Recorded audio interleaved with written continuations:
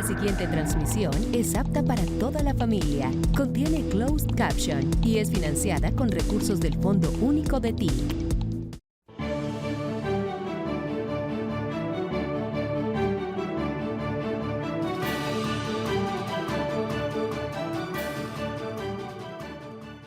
Como se trata de que hablen ustedes, ministros y ministras, ante el país acerca de logros concretos, más o menos, según las cuentas que aquí se presentan, 34% ya se han cumplido. El plan de desarrollo va hasta el 2027, mediados. Esa es su temporalidad. El primer semestre tampoco lo pudimos hacer en nuestro gobierno. Hicimos el plan de Duque y lo finalizamos. Y después empezó la ejecución del nuestro, tratando de que se volviera ley de la República en el Congreso de Colombia. Lo es desde ese momento y finaliza a mediados del 2027. Tenemos cumplido el 34% y está en cumplimiento, en proceso, un 53% más. Es decir, casi llegamos a 80%, lo superamos. Falta poco, 50 y pico en cumplimiento más 34 cumplido, nos da 89, 88, es un nivel muy alto. Lo que va en cumplimiento debe cumplirse, ojalá antes de que termine mi gobierno, y quedará un remanente que dependerá básicamente de quienes queden en el gobierno a partir del 26, pero ya estaríamos muy cerca del 100% de los logros totales, fundamentales. El Plan Nacional de Desarrollo tiene logros que pusieron, metas que pusieron los congresistas, no tienen que ver con mi campaña electoral y lo que inscribimos como programa, pero yo me refiero a lo que inscribimos como programa porque es mi compromiso en primer lugar con los electores, las electores, que es un voto de mandato sobre el presidente y sobre el gobierno en general. Es la democracia, el mandato del pueblo. Y es lo que no debemos desobedecer nunca. En esa medida aquí no solamente estos porcentajes se van a presentar, sino ya cada cual demostrará si las cifras son ciertas o no. No quiero un listado de metas de decenas y decenas, quiero lo fundamental, a lo que nos comprometimos. Comprometimos a una reforma agraria. ¿Qué va de reforma agraria? Nos comprometimos a extender la educación superior gratuita. ¿Qué va de ese objetivo? Nos comprometimos a una reforma del modelo de salud saboteada por congresistas pagos, porque se ha demostrado que varias campañas fueron pagas por Keralty, entre otros. ¿Qué llevamos hasta el momento? ¿Y qué vamos a continuar? Pero hasta este momento, ¿cuáles son los indicadores de salud que hemos mejorado? He presentado varias veces ese tema en televisión públicamente. Bajar a la mitad la desnutrición infantil en 2 años no lo hace casi ningún gobierno, solo una revolución, y lo hemos hecho. Esos datos quiero que se transmitan. El tema fiscal, con sus más y sus menos. Tenemos un proceso de revaluación del peso que parece otra vez una recaída en la enfermedad holandesa, que yo he tratado de superar para que crezca la economía real. A pesar de la revaluación del peso, la economía real crece, agricultura, industria, turismo, que son las nuevas locomotoras que pusimos a la economía colombiana para que reemplacen los hidrocarburos. Hoy me reuní con las juntas de todo el país, más o menos 200 personas, mayoría hombres, minorías mujeres de la Unión Sindical Obrera, para explicar las consecuencias de la crisis climática en el corto plazo en Colombia y lo que está pasando en la caída de rentabilidad del campo Permian en Estados Unidos, básicamente porque cada vez se extrae más gas que petróleo, tema que es consecuencia del fracking. El fracking acelera el agotamiento de un pozo. Luego implica cada vez más pozos. En Colombia, pues podría ser pensable, yo no estoy de acuerdo con el fracking porque acaba el agua de Colombia si se hace en Colombia. En Estados Unidos puede ser rentable para Estados Unidos, acaba también con el agua en Estados Unidos, pero si la inversión es colombiana en Estados Unidos y cada vez tenemos que hacer más pozos en Estados Unidos para sostener las utilidades, la inversión se vuelve superior a lo que invertimos inicialmente y las utilidades muy inferiores, luego estaríamos subsidiando la inversión en Estados Unidos y no en Colombia. Y la primera víctima sería Ecopetrol, que se está sobreendeudando para mantener la actividad. Por eso cobraron 70 billones innecesariamente, porque se podían haber tratado de otra manera, en el subsidio a la gasolina que generó Duque, que se continuó lamentablemente en los primeros años de este gobierno, que suma un pago en 3 años de 70 millones de pesos, como si se tuvieran que pagar en tarjeta de crédito. Menos mal yo ya no tengo, pero el país sí, y esto acabó recursos fiscales para el programa del cambio. Hemos maniobrado en medio de eso y aceleró el déficit fiscal cuando ya lo veníamos corrigiendo. Tema que el Ministerio de Hacienda tiene que hablar entre los logros, porque hay logros y también peligros en el sistema fiscal, peligros que se vuelven realidad si el Congreso no aprueba la ley de financiamiento. O sea, si está bajo órdenes de Cepeda, no voy a decir si el malo o el bueno, sino Efraín Cepeda, que es como se llama, iríamos a una posible default que yo voy a evitar a como de lugar.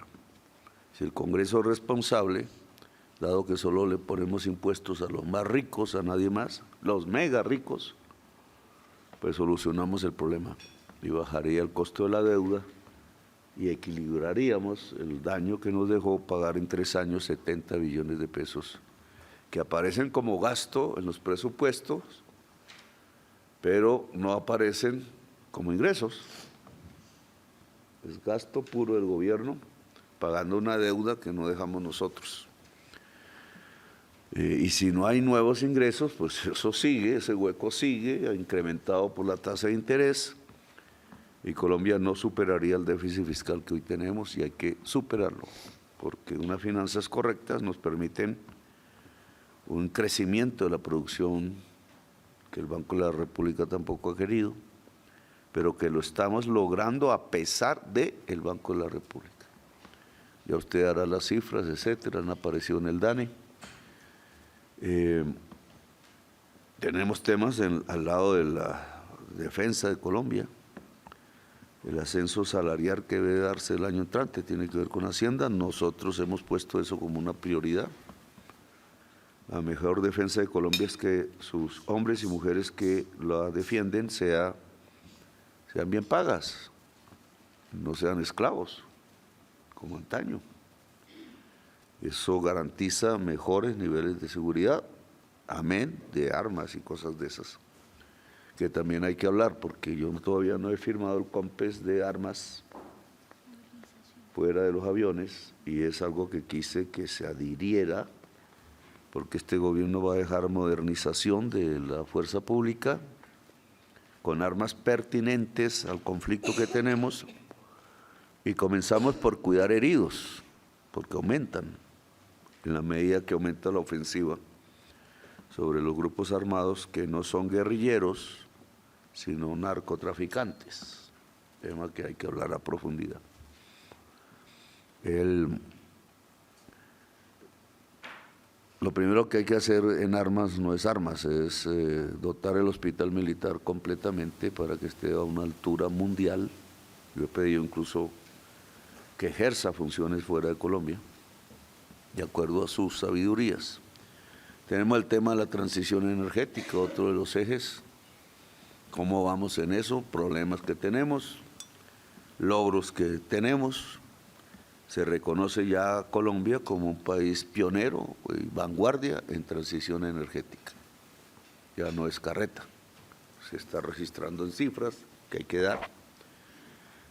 Les quiero comentar a Colombia, a ustedes, que entramos a un terreno difícil.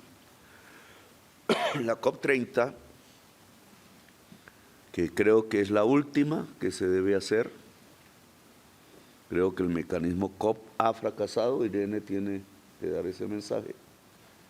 Ya no son los Estados-nación reunidos los que permiten eficacia en el tránsito energético y en decirle al mundo que hay que dejar de consumir petróleo, carbón y gas en cualquier parte del mundo, sino que quedaron bajo, dada la retirada de Estados Unidos, que no cree en la ciencia, en este gobierno.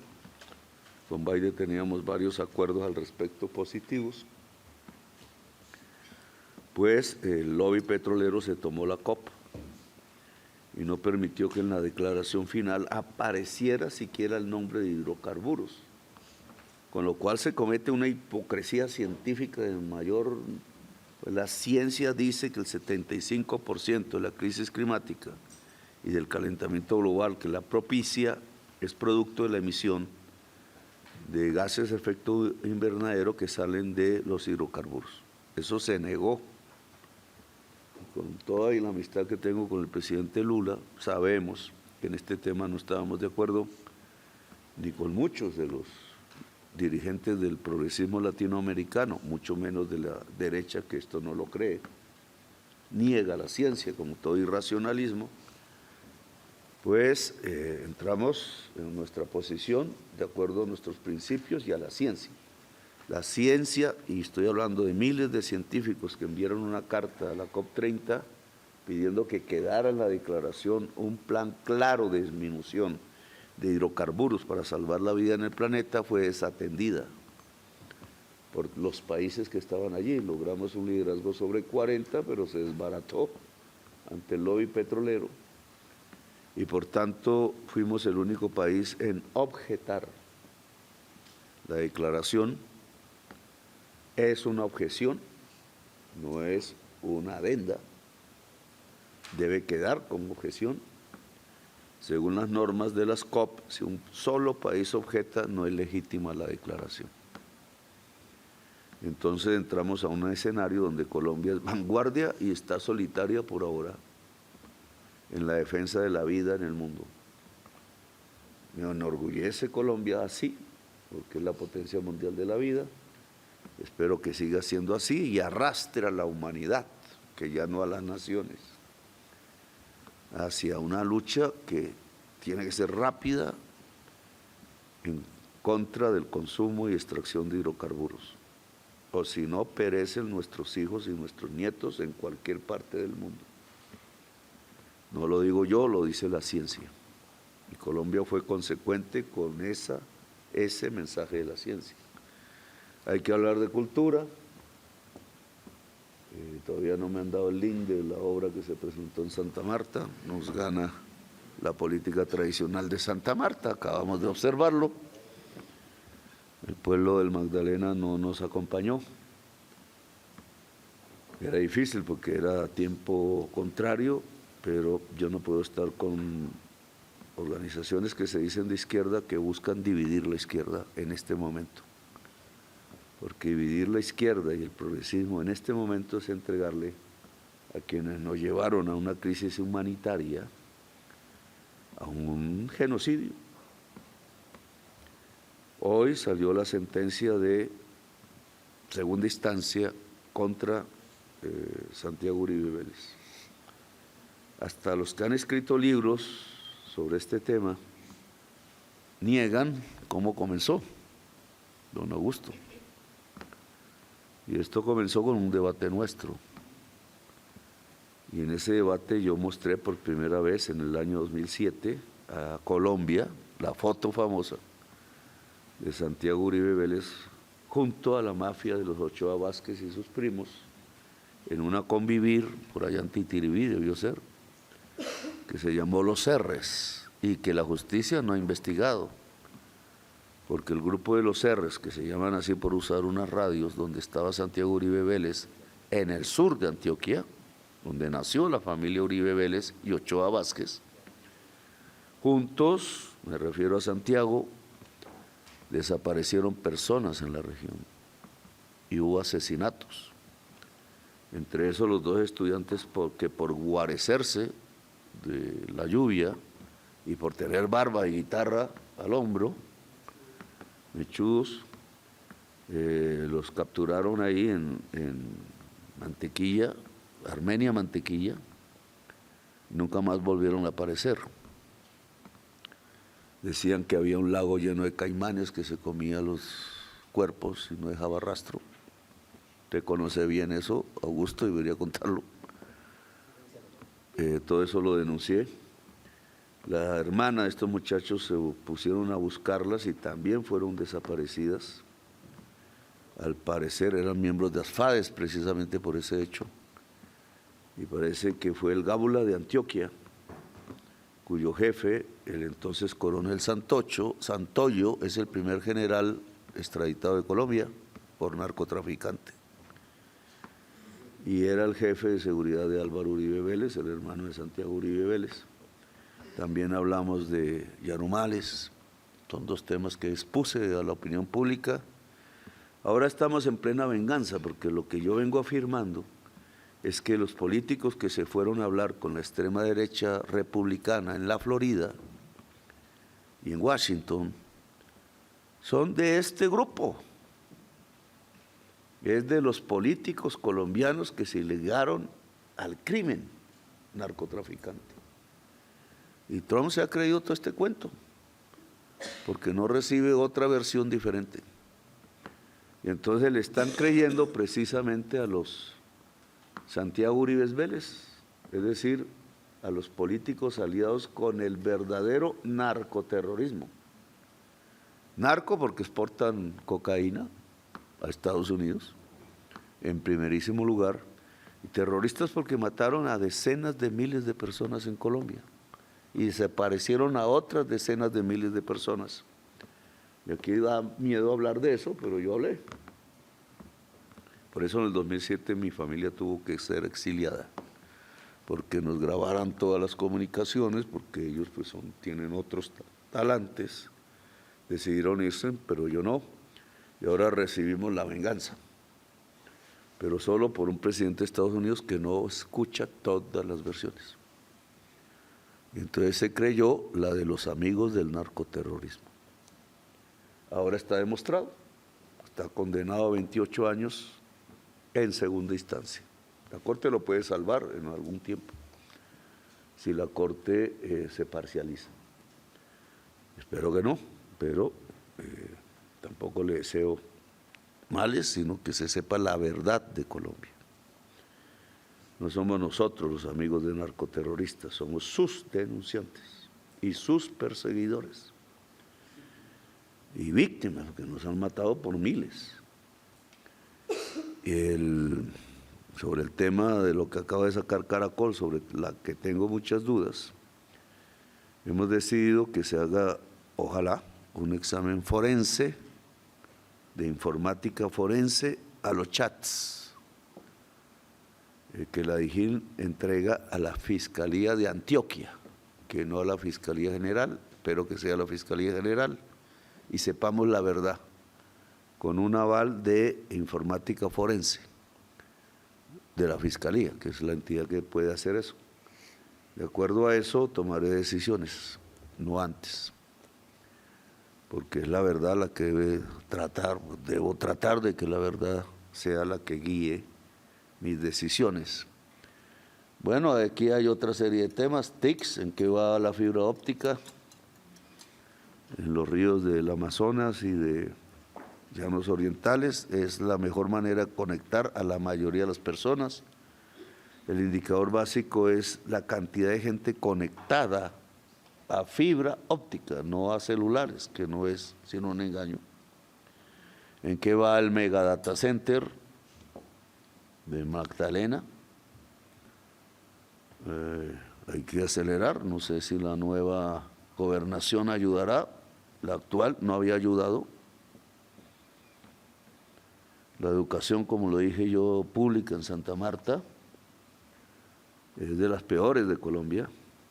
Pregunté a unas personas, muchachos y muchachas acabadas de salir de colegio público, quién era Gabriel García Márquez, y no sabían que había nacido en Magdalena. Pregunté quién era José Prudencio Padilla y no sabían de él, ni siquiera. ¿Quién es él? Dijeron. Y menos sabían de Jaime Bateman, compañero Daniel. Y entonces, ¿qué saben del Magdalena? ¿Qué educación les han dado? La educación hemos dicho que es la prioridad de este gobierno. Y por eso Daniel, en su informe, pues no solo tiene que dar las estadísticas de cobertura de la educación pública, sino quisiera que en estos últimos meses abordáramos el contenido de la educación. Pensum, que llaman. ¿Qué pasó con las clases de historia? Pues las muchachas y muchachos de Santa Marta no responden de nombres históricos porque no les enseñan historia. Y es una ley de la República de la época Santos. Entonces, veamos el efecto ahora, porque si aumentamos la cobertura pero no aumenta la calidad de la educación, pues no estamos haciendo mayor cosa, dado que la ignorancia sigue así las personas hayan pasado por el colegio. Santa Marta me pareció que es el producto de la mafia, una ciudad tomada por la mafia, que yo quiero liberar, pero al parecer no se quiere. Mafia antes, mafia ahora. No es por una época política apenas.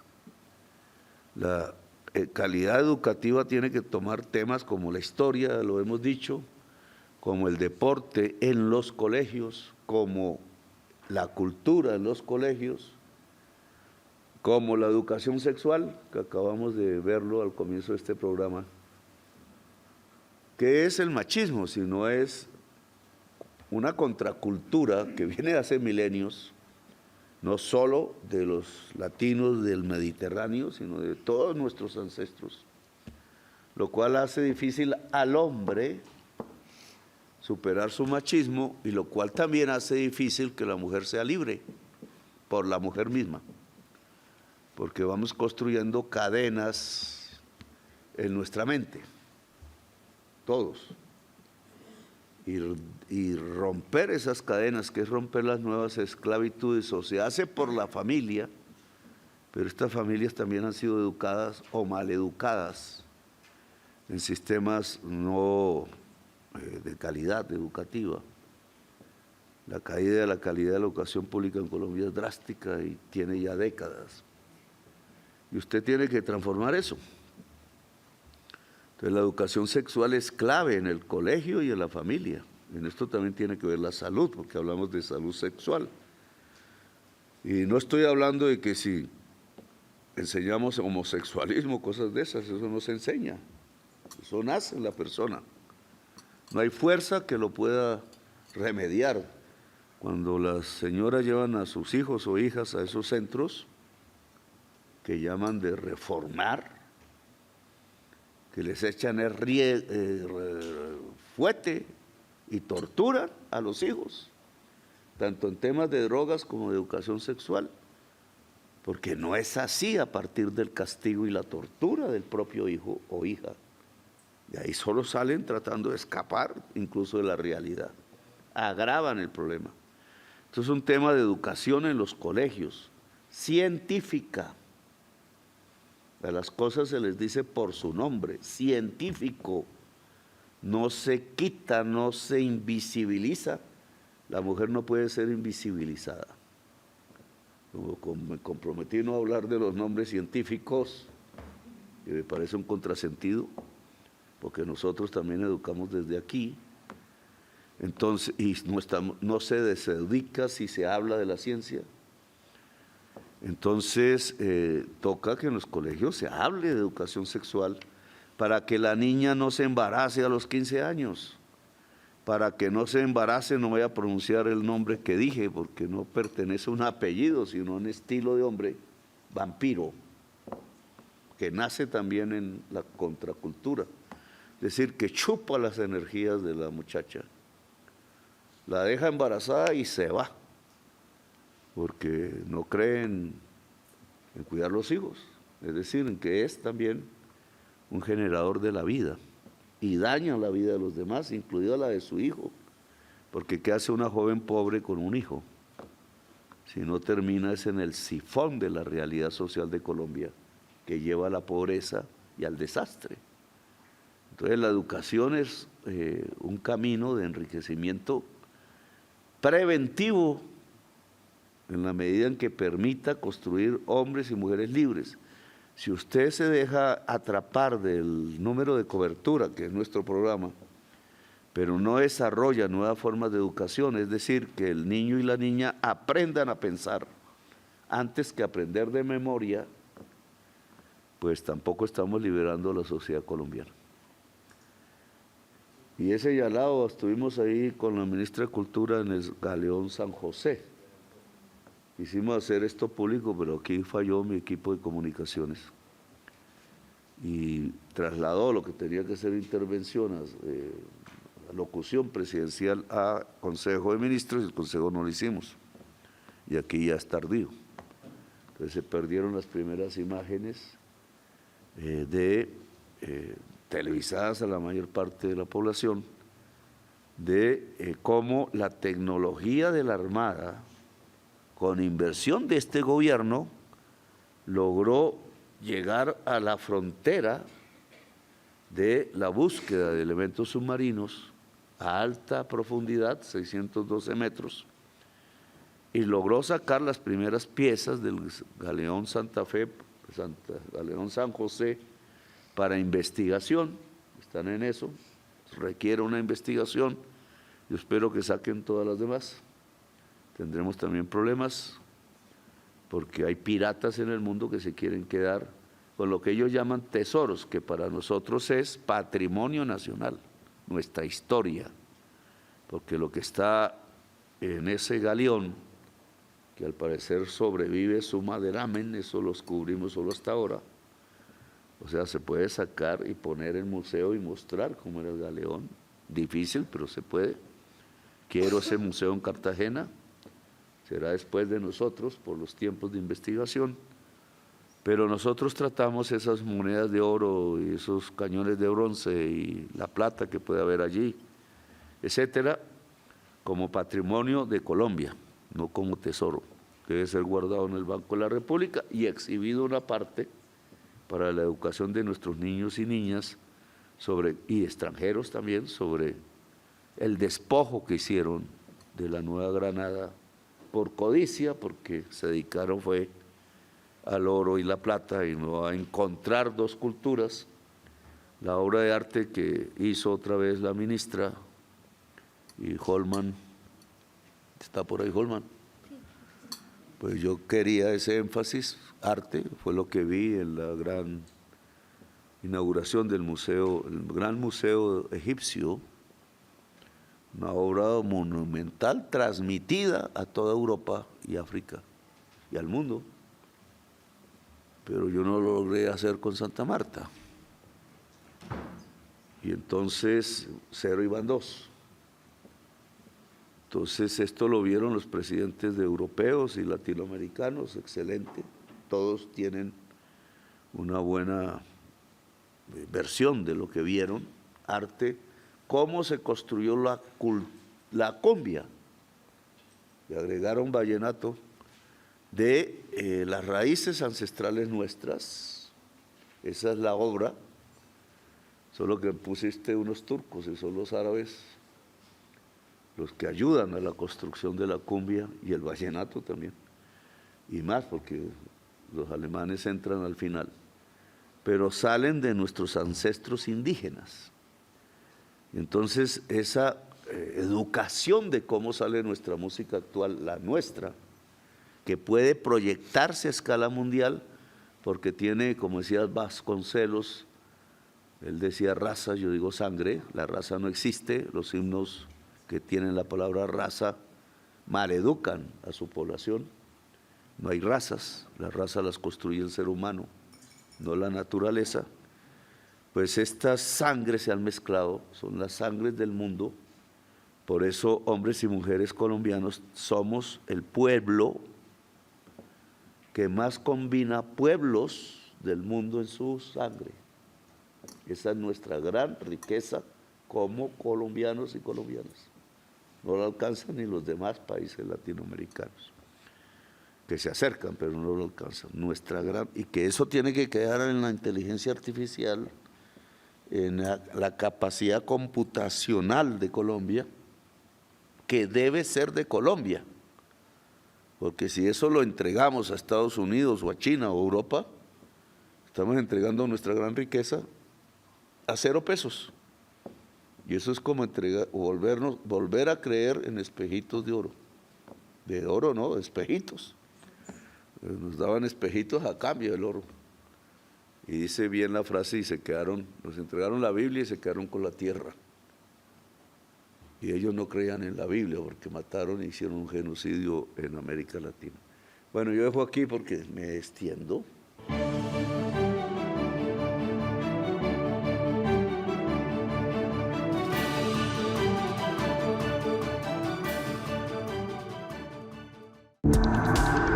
Este contenido fue financiado con recursos del Fondo Único de TIC.